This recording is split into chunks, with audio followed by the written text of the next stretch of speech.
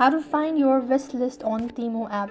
Hi everybody, welcome back to our channel. I am back with a new video. In today's video I'll show you guys how can you find your wish list on Temu app. So in order to find the wish list on your Temu app, you have to follow these steps. So first thing first, you want to go ahead and make sure that the application is completely up to date. So on the search box, open up a Play Store and on the search box type in Temu. So right on this page, you need to make sure that the application is completely up to date or not. If you see update, click the update button and wait for the update.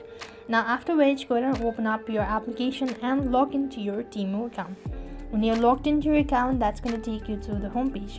Now here from the home page, what you want to do is click on the profile from the bottom right hand side corner of your screen, and after which you'll be taken to the page which is going to look something like this. Or you just go to the me section over here, and when you go to the me section, you could find all of these information.